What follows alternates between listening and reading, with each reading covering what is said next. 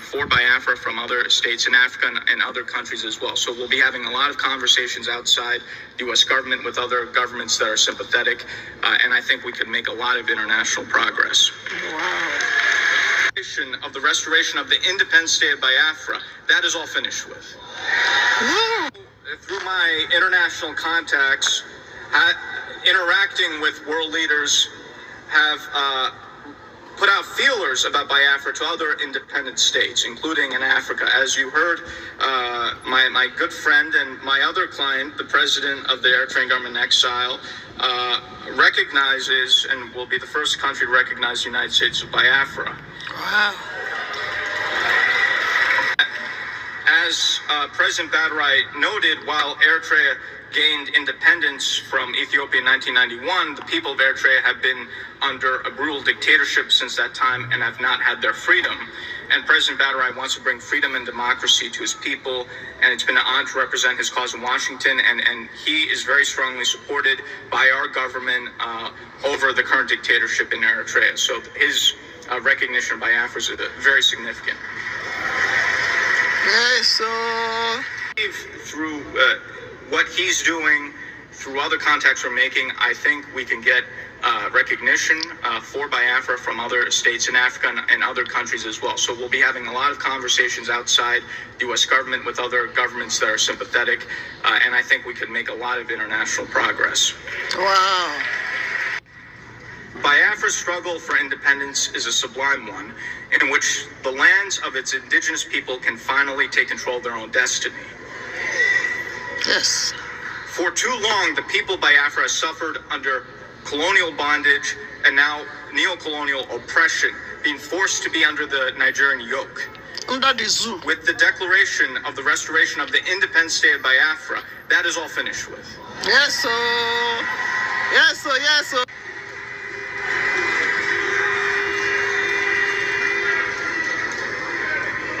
Let us strive to create a new nation which will serve its people and be an example to the world. Yes, sir. My fellow Biafrans, my fellow freedom fighters, long live independence, long live an independent and sovereign. Try to gather the information and knowing how the information got to be, being secured based on our money because of what is flying up and down on the internet. Yeah. Let me quickly ask you, Brother Light, when was the last time you made donation to the United States of Biafra? Sorry, can you unmute your phone? Brother Light, when was the last time you made a donation to this struggle, please? Actually, I would say it 2 weeks ago because of my movement. So I've not settled a lot, but 2 weeks ago I did. 2 weeks ago, can you tell me, where did you make that donation? Praise and God, we're here. Can you tell me, Brother Light, where did you make that donation 2 weeks ago? Is that, did you pay in through New Dimension or the Homeland account? And it could be anywhere. Yes. It could be anywhere. Where did you make your donation? Actually, I'm not in the Homeland, so I didn't make it through the Homeland account. I made it through the mandate. Where did you make the donation? Where? He said mandate. And who is the admin? What country? I didn't hear that. Hold on 1 second. Did you hear mandate, Dr. Agi? Brother, like, where did you say? You said mandate. The mandate. I said mandate. I said I'm not in the Homeland, so I didn't do fundraising in the Homeland. Okay. You made it through mandate.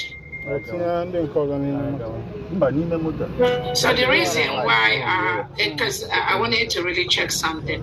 The reason why I wanted to have this information, if it's a fact, I will still check it, is that most of these people that make noise about our account, they do not donate to what we're doing. I want everyone to know that. They do not donate to this restoration, to this struggle. All right, wonderful people, welcome back to this wonderful channel where we'll bring you back-to-back updates and information as it hot. In case you have not joined our social media handle, What are you waiting for? Kindly go ahead and subscribe, like, comment, share, and also remember to on your notification button so that whenever our news drop, you go be the first. We will collect some information dropping from my table. Cambridge honors Nigerian PhD student for Biafra Heritage Project. Of course, you can see that in Cambridge, a student of Biafra Heritage has been honored for digging out many facts and information about his own people, and he has received honor on that. For a lot of people who are busy saying that yes, there is nothing like Biafra, and nobody, they will not live to see Biafra people or the nation called Biafra come to limelight. Even the white man has recognized it.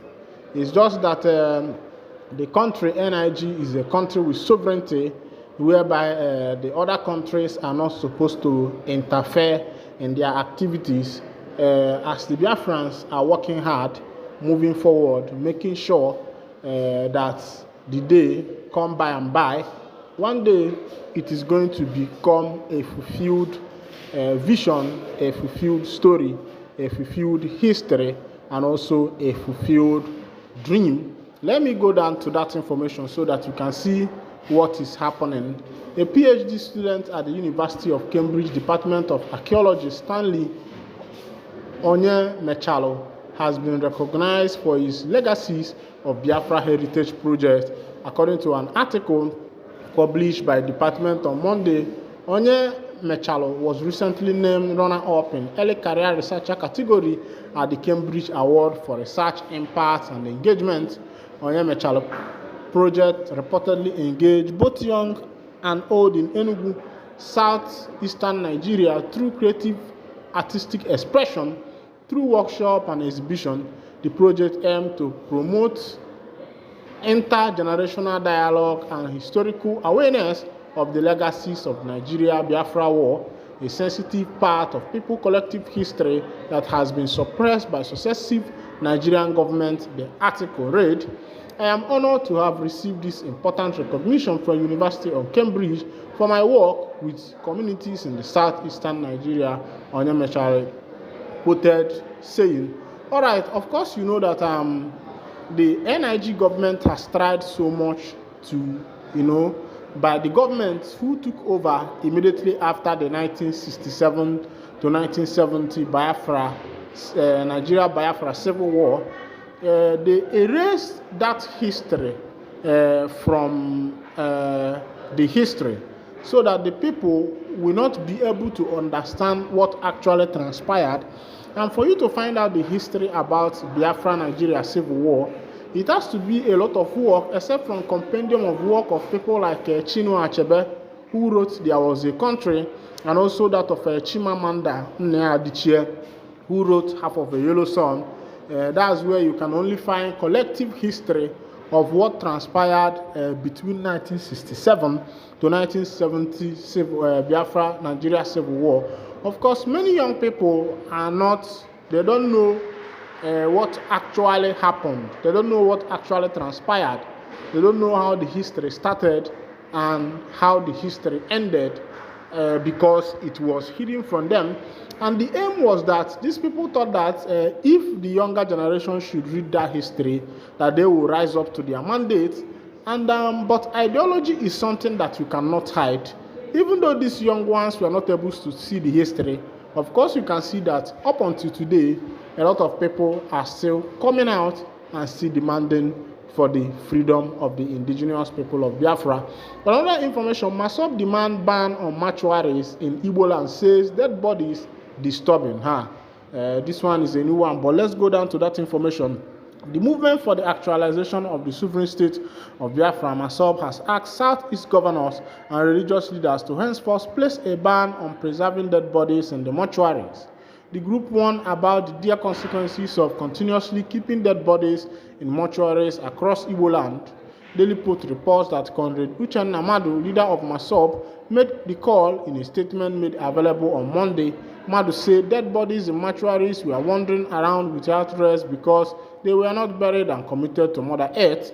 The wandering and restless spirit of unburied dead bodies in the mortuaries are continuously possessing the younger people, leading and influencing them into all manner of criminalities, evil and wicked acts without fear of the dire consequences of their action. This spiritual influence have erased their godly conscience and replaced them with all kinds of immorality, lust for bloodshedding, lust for wealth, and mundane things. The raging possession of Igbo youths and young men have created a strong urge of getting quick wealth without meaningful work or trading. The taproot of all criminal tendencies, evil and wicked activities in the lives of the young men and women in our society, it is possession and influence of the spirit of unburied dead bodies in mortuaries, he stated.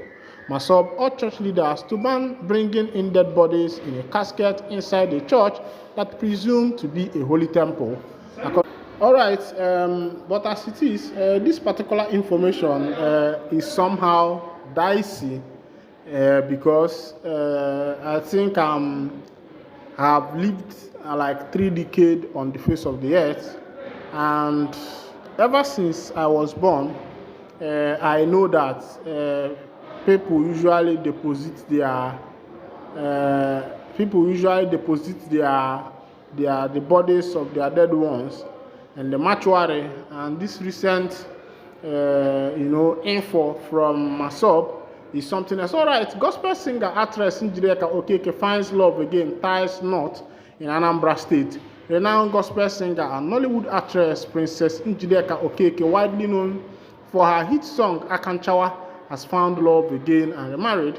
The actress, who was previously married to popular gospel artist Prince Gozie Okeke, exchanged vows with her new husband over the weekend in Anambra State. Her wedding ceremony, which has since sparked reactions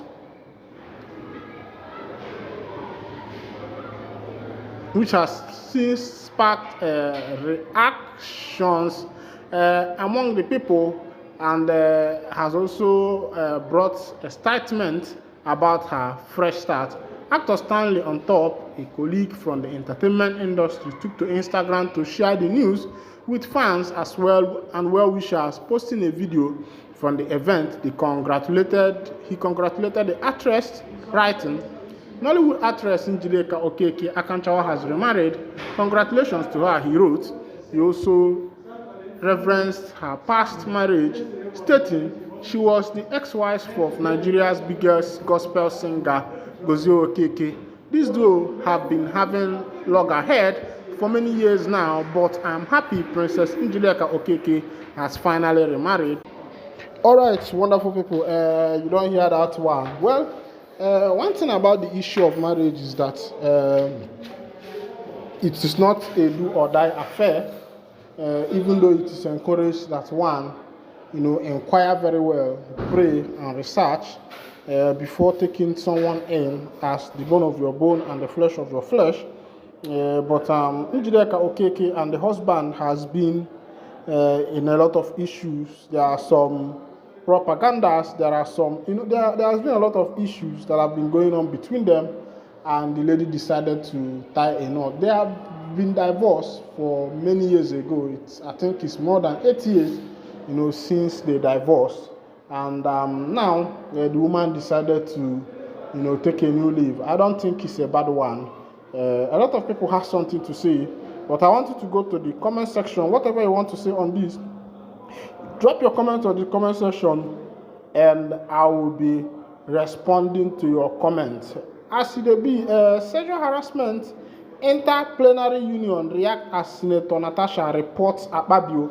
Of course, you know that recently Senator Natasha has reported the Senate President Akpabio on serious sexual harassment, of which after she complained, she was suspended by the House. He was suspended by the House for 6 months. Of course, which that is against the rules and regulation of the House of Senate, because a sitting Senate cannot be suspended for more than 14 days. What do you have to say on this?